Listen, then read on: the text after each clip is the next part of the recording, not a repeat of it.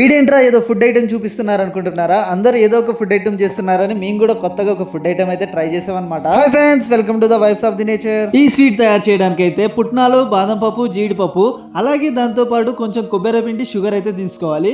మర్చిపోయినా food colour add చేసుకునేటోళ్ళు food colour కూడా తీసుకోండి. మేము కొంచెం స్వీట్ ఫ్లేవర్ కోసం అయితే ఇలాచీని అలాగే ఫుడ్ కలర్ని కూడా యాడ్ చేస్తున్నాం.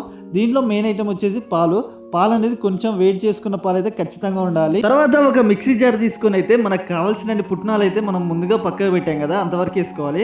అలాగే దానితో పాటు మనం కొబ్బరి పిండి కూడా తీసుకున్నాం కదా, ఆ కొబ్బరి పిండిని కూడా దాంట్లో అయితే మిక్స్ చేసుకోవాలన్నమాట. అలాగే దాంట్లోకి కొన్ని జీడిపప్పు, బాదం పప్పు కూడా మిక్స్ చేయాలి. ఇవన్నీ మిక్స్ చేసిన తర్వాత మనకైతే పౌడర్ అయితే వచ్చేసింది అనమాట. ఈ పౌడర్ మీరు జాల తిప్పుకోండి, లేకపోతే డైరెక్ట్ అయితే యూజ్ చేయండి. మేమైతే డైరెక్ట్ పోసేస్తున్నాం అనమాట. అలాగే దీంట్లోకి మనం ఇందాకలా షుగర్ కూడా పౌడర్ అయితే చేసామన్నమాట. ఆ షుగర్ పౌడర్ కూడా ఇందులో అయితే మిక్సింగ్ అయితే చేసేసుకుందాం. సో అలాగే ఇందులోకి కొన్ని కాగబెట్టుకున్న పాలు అయితే కొంచెంగా పోసుకుంటూ అయితే మిక్స్ చేయాలన్నమాట. మేము చూడండి ఎలా పోస్తున్నామో, మీరు కూడా అలాగే కొంచెం పోస్తూ స్పూన్తో లేదా చేతితో అయితే మిక్స్ చేయండి. అది గట్టిగా అయిన దాకా మిక్స్ చేస్తూనే ఉండాలి, లేకపోతే ఉండలు వచ్చేస్తుంది. ఉండలు వచ్చేయడం వల్ల బర్ఫీ అనేది చాలా స్మూత్గా అయితే రాదనమాట.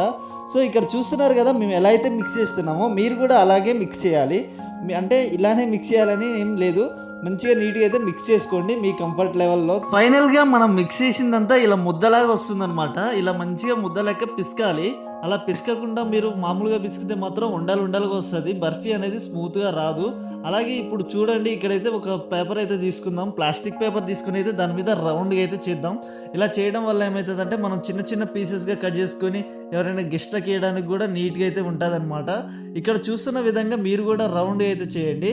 మీకు చేతులు కతుక్కుంటే అదే పేపర్ని ఒక ఫోల్డ్ చేసేసి అయితే దాని మీదనే ఇట్లా రౌండ్గా అయితే చేయడానికి అయితే ట్రై చేయండి. మ్యాక్సిమం అయితే చాలా నీట్గా అనేది అయితే వస్తుంది.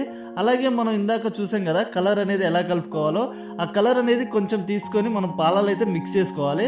ఆ పాలల్లో మిక్స్ చేసుకొని పాలల్లో మంచిగా రెడ్ కలర్ వచ్చిన దాకైతే మిక్స్ చేయండి. ఆ తర్వాత మనం ఇందాకలా సగం ముద్ద అయితే వేరు పెట్టుకున్నాం కదా, ఆ ముద్దలో సగం అనేది అయితే మనం కలర్ మిక్స్ చేయడానికి అయితే పక్కకి అయితే పెట్టేసాం. ఇలా ముద్దగా పిసికిన తర్వాత కలర్ యాడ్ చేసుకున్నా పర్లేదు. అలాగే మనం పౌడర్ టైప్లో చేసుకున్నాం కదా మిక్సీ పెట్టుకున్నప్పుడు, అలా కలర్ వేరు చేసుకున్నా కూడా ఏం కాదనమాట. మనకి ఇంకా అలా యాడ్ చేసుకుంటే మొత్తం అయితే మిక్స్ అవుతుంది. ఇలా అయితే కొంచెం టైం అయితే పడుతుంది, టైం పట్టినా పర్ఫెక్ట్గా అయితే వస్తుంది అనమాట. సో ఇక్కడ చూస్తున్నట్టుగా మీరు కూడా కలపండి. మేమైతే దాన్ని ఒక సైడ్ సపరేట్ చేసాం, దీన్ని ఒక సైడ్ సపరేట్ చేసాం. ఇలా ఎందుకు చేస్తున్నామంటే ఆ రెడ్ కలర్ దానికి ఇది అనేది మధ్యలోకి రావాలి కాబట్టి అలా అయితే సపరేట్ చేస్తున్నాం. ఫైనల్గా దాన్ని అయితే మధ్యలో పెట్టేసి ఇదైతే క్లోజ్ చేసాం అనమాట. చూడండి ఎలా ఉందో. ఎవరైనా చూసినా కూడా బయట రెడ్ కలర్ లోన ఎల్లో కలర్ కనపడితే ఇదేదో కొత్త రకమైన స్వీట్ అనుకుంటారు, ఇదేదో స్పెషల్ స్వీట్ అనుకుంటారు. అలా అయితే కనిపిస్తుంది అనమాట. పైకి చూస్తానికి రెడ్, లోన చూస్తానికి ఎల్లో కలర్. ఇలా మేము ఎలా అయితే పేపర్లో ఫోల్డ్ చేస్తున్నామో అలానే ఫోల్డ్ చేసి ఫ్రిడ్జ్లో అయితే ఉంచాలి. మినిమం ఒక హాఫ్ అన్ అవర్ అయితే ఉంచితే బెస్ట్ అనమాట. కొంచెం టైట్గా అయిన తర్వాత కట్ చేసుకోవడానికి పీసెస్గా నీట్గా అనేది వస్తుంది అనమాట. ఆఫ్టర్ మనం అయితే ఫ్రిడ్జ్ నుంచి తీసిన తర్వాత ఎలా అయితే ఉందో చూడండి, ఇలా అయితే ఉంది ఫైనల్ అవుట్పుట్. ఇక దాన్ని అయితే చిన్న పీసెస్గా అయితే కట్ చేసుకుందాం. గెస్ట్కి సర్వ్ చేసుకోవడానికి కూడా సింపుల్గా ఉండేటట్టు, ఎవరైనా ఇస్తే 1 బైట్లో ఈట్ చేసుకునేటట్టు ఉండేలాని మనం అయితే చిన్న పీసెస్గా కట్ చేసుకున్నాం. చూసారు కదా, లోన్ అయితే ఎల్లో కలర్ ఉంది, బయట అయితే ఆరెంజ్ కలర్ ఉంది. మీరు కూడా చాలా సింపుల్గా గ్యాస్ ఆన్ చేయకుండా జస్ట్ మిల్క్ అండ్ పౌడర్తో చేసుకునే ఐటమ్ అనమాట. ఇది ఇంకా చూడడానికి మంచిగా అనిపించాలని కొంచెం అయితే కోకోనట్ పౌడర్లో డిప్ చేసేసి అలాగే దానిపైన అయితే డ్రై ఫ్రూట్స్ అయితే పెట్టేసామన్నమాట. చూడడానికి అయితే చాలా బాగుంది, చాలా సింపుల్గా చేసుకోవచ్చు. సింపుల్గా 2 పౌడర్స్ అలాగే డ్రై ఫ్రూట్స్ కొన్ని మిల్క్ తోటి అయితే చేసుకునేది, గ్యాస్ ఆన్ చేయకుండా.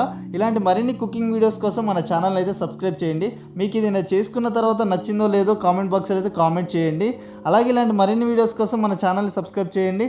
ఇలాంటి వీడియోస్ వస్తూనే ఉంటాయి, ఫిషింగ్ బ్లాగ్స్ కానీ, డైలీ బ్లాగ్స్ కానీ, కుకింగ్ బ్లాగ్స్ కానీ డైలీ అప్లోడ్ చేస్తూ ఉంటాం. Thank you for watching. Bye friends.